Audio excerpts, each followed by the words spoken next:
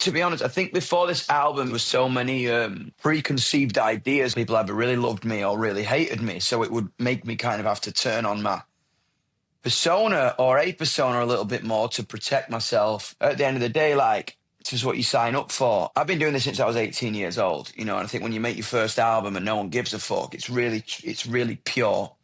And then everything gets big and a million opinions come in, and album 2 and 3 are really hard to navigate because you've got a fucking label to please and a fan base to please and a lot of people having an opinion around you. But I think with this new album, I really tried to make it like I made my first one for myself. Like, I've been trying to play rock music on a scale since I was 18 years old. Everyone from radio and streaming were like, nah, we gotta make it more like, you know what I mean, turn the drums down, filter the guitars more. But now it's like, I don't know, I think either this community got big enough where I could do what I wanted, or the world was just ready for rock music. I really feel like I'm back in my dad's shop at 7.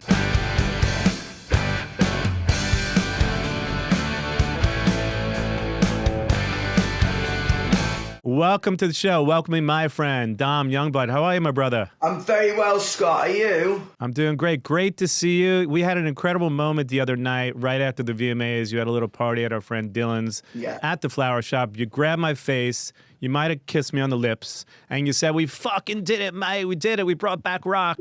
Tell me what that moment meant to you. You did something like that to me, I remember. To be honest, I can't remember a fucking thing from that moment because we were definitely riding high, you know what I mean? And I had a couple fucking naughty waters in me.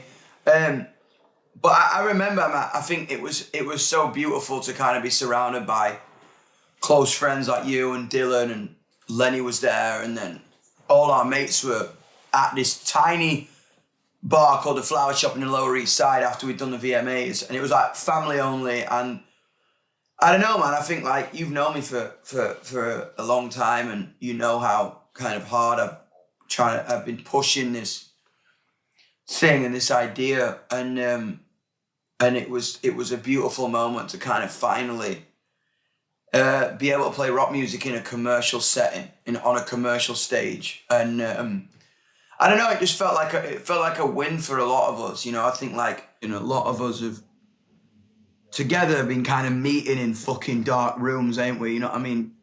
Really trying to navigate how do we get this genre to kind of the forefront again without having to twist it or dilute it. You know, I think a lot of people have almost sometimes dissuaded me from going full on.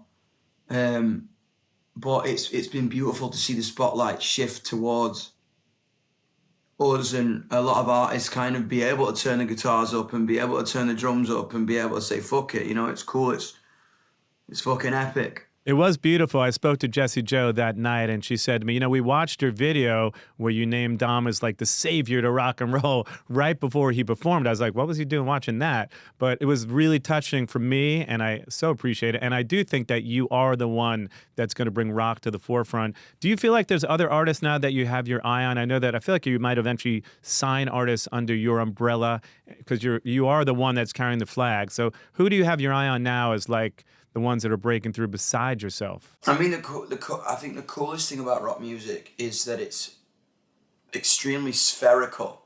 You know, when we talk about like, who's going to bring rock back, it's never going to be one person. I think it's got to be a complete frontier that is spherical. And I think like what's amazing, you've got like Knock Loose and Turnstile in hardcore, and then you've got like Sleep Token, Bad Omens in metal, and obviously Bring Me. They've been flying the flag for so many years. I love Lambrini Girls in punk. I love Amel and the Sniffers. I think she's so cool. I think like one of my favorite films is Hedwig and the Angry Inch. Sure. Like I can see that Amy's like loves that film. You know what I mean? I think like that whole like aesthetic that I'm obsessed with is happening with that. And then like in indie, you got like Fontaine's DC. I think they're amazing, and I like Wonder Horse, which is kind of like from our side of the pond. And then I think for me, like what I've been really loving about this album is almost really kind of leaning into my theatrical side of rock and roll. You know, I think I grew up on rock stars that were theatrical, like Angus Young or Freddie Mercury or David Bowie or Axl Rose, you know, I think like Madonna, I think Madonna's a rock star, you know what I mean? People would come after me for that, but she's fucking one of the most rock and rollers like ever done it, you know what I mean? I think with it all, I've been loving this sense of theatre in a very reserved rock world, you know, and I think that's been fun, and that makes people love me or hate me, and I think that's a good road to run down. Speaking of rock stars, we were sitting there that night, another surreal moment, and Lenny said to you, you know, you can sing for any band. You can, I don't know if you caught him saying that to you, but he said, Dom, you can sing for any band. When guys like that and Tyler are your peers now, you're having dinner with them, you're collaborating with them, it's got to feel like a pinch me moment. You mentioned to me at a certain point, you looked over at Tyler during the VMAs, and it was like Rockstar to you. That movie. Yeah, that movie Rockstar, where like he's in the crowd and then he's on the stage, is kind of very much like what I've been going through. I think like these guys are on my wall, you know what I mean? I'll never forget like hearing Fly Away for the first time, or hearing Living on the Edge for the first time. You know, I think like to be able to have a conversation with my heroes and know them a lot. I think I'm lucky because I grew up around rock music. You know what I mean? I grew up in a guitar shop, so kind of my education was that. So I almost like the most beautiful conversations I have with like Lenny is like about like Muddy Waters and Screaming Jay Hawkins and artists like that, where it truly came from, you know. And the same with Steven. You know, I think like I was kind of brought up in old soul because I grew up in a guitar shop. So I think this kind of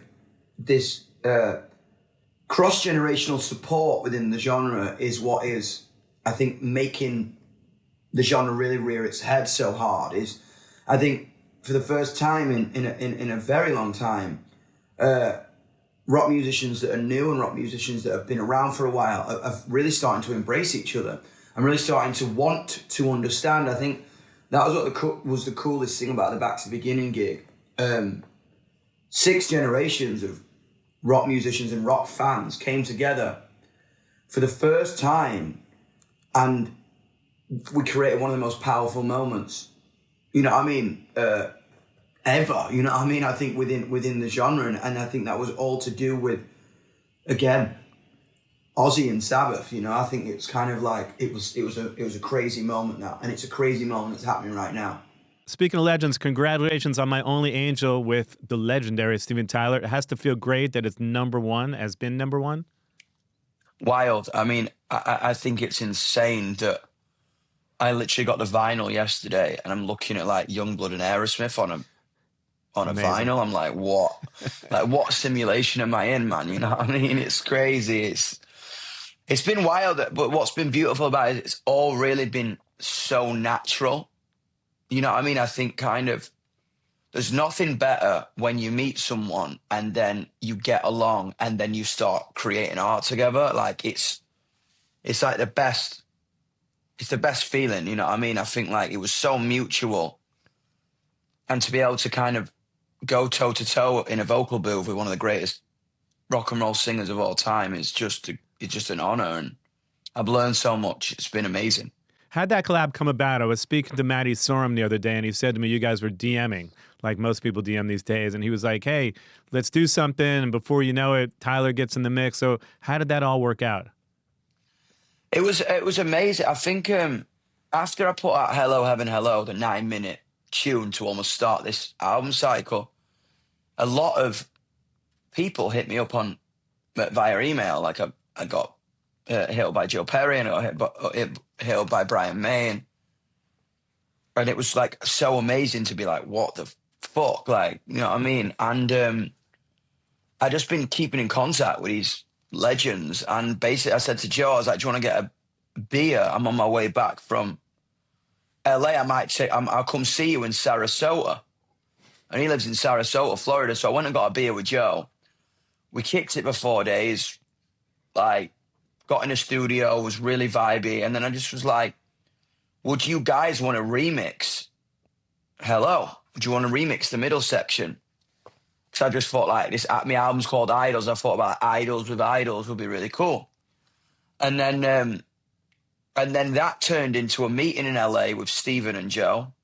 And I was like, whoa, this is fucking crazy. Had you met Tyler And before? what I did, never met Stephen before. And Joe was like, you guys are going to get along, because Joe said, you really remind me of him, because I was just full of energy. And he says, let's go to LA and let's meet. So we met, and within an hour, a studio was booked, and My Only Angel was starting to get written. And I think we cut the vocals for it that night. And then I played the drums on it, but there were only like demo drums. And I was like, who can we get? And like the only person that we wanted to catch the moment quickly. I knew Matt Sorum lived in Palm Springs, and I've been wanting to do shit with him forever, because I'm the biggest Scott Weiland fan. I'm the biggest Velvet Revolver fan.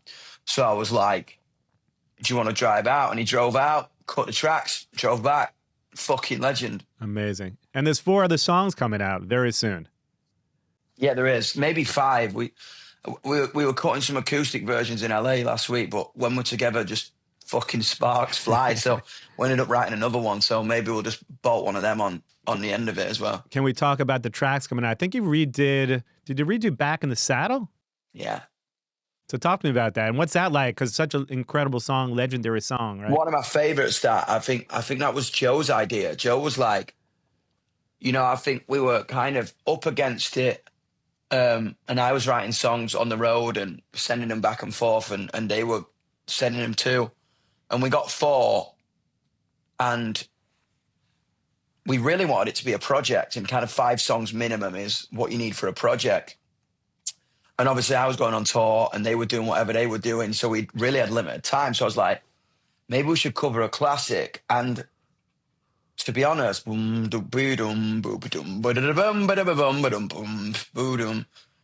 loved that record so much. I put it on before I go on stage. And I really said to the guys, if I get my brain around it with my producer, Matty, I really think we can make this pump in a real 2025 way. You know what I'm saying? Because that song is so fucking heavy for whenever they record it. Like, I don't know, like early 80s, late 70s. And like it's like pumping as fuck for the kind of the limitations of audio recording back then. So I was like, can we get hold of the stems?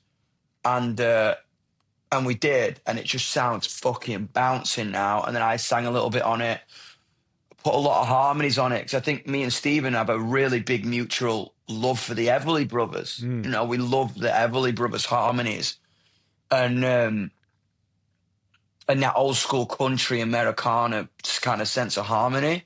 So like as you hear on Angel at the beginning, and going into like Wild Woman that you'll hear, and 1,000 Days and Back in the Saddle, it's got so many fucking harmonies on it, because we just really wanted to, we really fell in love with like each other's voices and how they kind of blend together. So I think like a Yungblud, Steven Tyler choir was all across the fucking project. It's pretty dope. In a way, is it almost like a healthy competition to see who can go higher? Is it? 100%. It fully is. I think that's what's sexy about it. It's like, it's kind of, we didn't know, man. I think like I booked a studio just in case it was going to work. 'Cause you don't know, like if you're on a first date, you're either going to fuck or you're going to hate each other. You know what I mean? So like we ended up like musically fucking, you know, and it was epic. Like it was dope. And I think like me and like, of course, 2 singers full of energy and full of fucking love and aggression and ego were both like trying to top each other.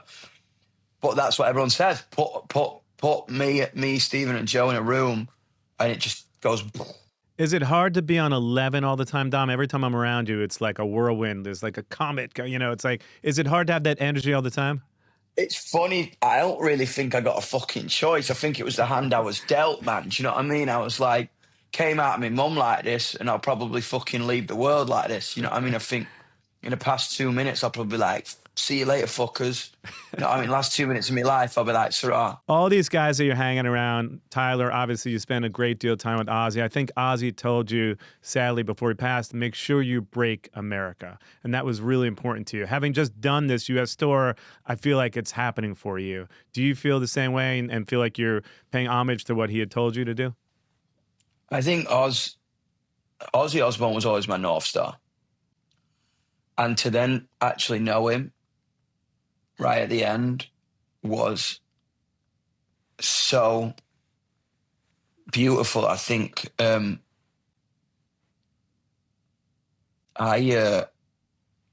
was given such a gift by him that I will never take for granted. That's why for every night, for the rest of my career, I'll play changes. So people obviously who fucking adore him can share that moment with me. But younger generations, as they come through and through and through, the name Ozzy Osbourne will never fade. You know what I mean? I think that's really kind of, I've almost been like charged with that duty to the king. You know, I think like, I think he gave me such a gift where when he almost places his arms around you and his eyes around you that he's done for so many, like Slipknot and Pantera and, you know, Metallica, you know, like a lot of these bands that he really embraced and kind of shone a light on. Motley Crue, you know, he really, really kind of shed his light on them.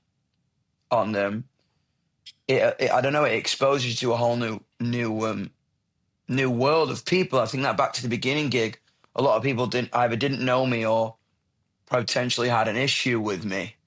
But it was the first time a lot of us had something in common that ultimately, before anyone's in a band or before anyone's on a stage, we're all fans of fucking music. Exactly. You know, and I think it kind of really was such a gift. And I think what's been mental is this tour across America has felt electric, and we've just announced our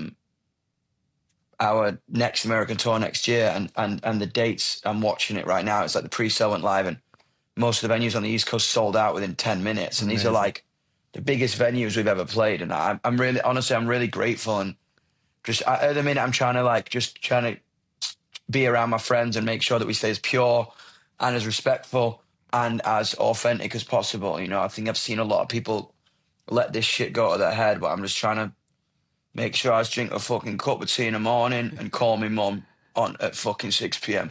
You know what I mean? And then have a couple fucking whiskeys after the show. You've always been Dom as far as I've known you, but do you feel pressure sometimes to be Yungblud like 24/7?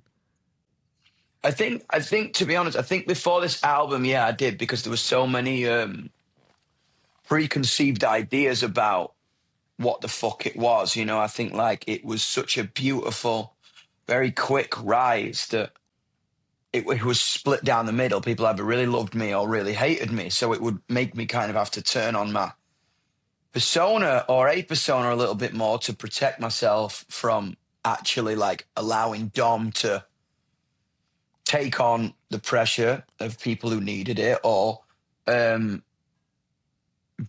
block out the crazy shit that was being said about me. You know, I think like, but I think, to be honest, that was all to do with like internal strength, and I put things in place. Like I box a lot, I eat better, I keep my friends around, I really just try and kind of center myself a lot, because at the end of the day, like, this is what you sign up for. And I think with it all, I'm fucking loving it. And I really feel like, again, I've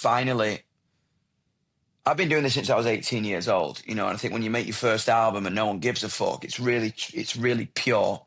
And then everything gets big and a million opinions come in, and album 2 and 3 are really hard to navigate because you've got a fucking label to please and a fan base to please and a lot of people having an opinion around you. But I think with this new album, I really tried to make it like I made my first one for myself. And now what's beautiful is, again, like, I don't have to twist what I want to do. You know, I think like rock music, like I've been trying to fucking play rock music on a scale since I was 18 years old. And everyone's kind of been, everyone from radio and streaming were like, nah, we gotta make it more like, you know what I mean, turn the drums down, filter the guitars more. But now it's like, I don't know, I think either this community got big enough where I could do what I wanted, or the world was just ready for rock music. I really feel like I'm back in my dad's shop at 7 and it smells like fucking Tolex, amp glue, soldering iron and fucking lager. You know what I mean? I really feel like I'm back there, and I'm really excited for the new music we're going to make. And I think again, like the Aerosmith project was so fun to write and produce because it's just fucking unfiltered rock music. Do you feel like when the more popular you become and fame, sets in, do you feel like it's hard? You mentioned, it's sort of polarizing, right? You have people that love you, hate you. Does that affect you? Do you read all those comments? You know what you're doing. You know who you are, obviously. I think as soon as I hit 27 and I kind of made it through that, I know it's such a fucking cliche. I think you really settle into yourself and it's all fucking noise. I think with it all, this is art, man. People are going to love it. People are going to fucking hate it. You look at a painting on the wall in an art gallery. I love it. You hate it. You hate it. You love it. I hate it. That's the fucking point. That's what we do. And I think, again, the more opinion and the more polarization you can create means I think probably your art's better. Because it's any kind of emotional response that a human being gets from someone, but either good or bad, or a painting or a song, it's the fucking job, innit? You know what I mean? I think like that's how you succeed. The worst thing you can do is, not that bothered. Even when you turn in a song like Hello Heaven and it's 9 minutes long, I'm sure you have people at the label saying, what are you doing? We can't put this out as a single. It's 9 minutes. They went fucking green, mate. You know what I mean? But I just think like with it all, it don't matter. That's what I said to them all. I'm like, guys, got to trust me on this because it's the most truthful shit I've put out since I was 17 years old. And that's the only thing I've been able to go off in this journey that I've been on. Like any moment that was fundamentally true, even if it was the most uncommercial shit ever, or what, like it's not like, or even if it was like what I shouldn't do. If I felt it here and it was unbelievably true, it reared its head more and connected to more people than what we should have done, or what is the easy path. I think like I've always faced two decisions in this, and it's like the quick road or the honest road. And even if the honest road is me putting out an album where I was completely lost, I learned from it. And I came back with an album that was where I was completely found again. You know what I mean? I think like everything is part of a journey and kind of part of a, hopefully touch fucking wood, a 50 plus year legacy if I get there. You know what I mean? I think like that's the dream. Like I think like the most beautiful catalog to look through is like Bowie. I think like from like Hunky Dory to like Aladdin Sane to Young Americans to then it gets to the 90s and he wants to make shit with Trent Reznor, and you know what I mean, and go back a bit to Heroes where he really kind of got off coke and found a sense of humanity again. I think you can look at this guy, this person, artist, human's journey, where at this point they were lost, at this point they were found, at this point they were on drugs, at this point they were frightened, at this point they knew exactly who they were, at this point they were experimenting. Like that's kind of the dream, really, isn't it? Instead of being like, here's one album and I'm going to make it again and again and again and again and again forever. Like that's the biggest fear, I think, is stagnation. And well, that 50-year career will happen for you, for sure. I can put my money on it. I want to talk about your Grammy nod, coming up. It's Grammy time. You just performed at the Grammy Museum. I saw you there. Great performance. The connection with your fans is incredible. It's great to see how you relate to everyone in the audience, and it's so heartfelt, and you can really feel that. How you feeling coming up with this Grammy nod coming up? I feel pretty good about it. I mean, yeah, again, it's kind of so surreal to me to even be looking at these things that say like for your consideration, like best rock performance of Changes, like or like Zombie as rock song or album. Like it's so wild to kind of even be talking about this with you. I've known you since I was like 18. Before your first gig. Yeah, that's what I'm saying. Like to talk to you about the idea of potentially maybe being nominated for something as prestigious as that is fucking wild, man. I think like, but I think again, like it's beautiful that I don't know, people who in the community reacted so heavily to that performance for Ozzy, because I think when you're up there, you don't think about anything else than just like, let me just fucking try my best to say thank you and honor my hero.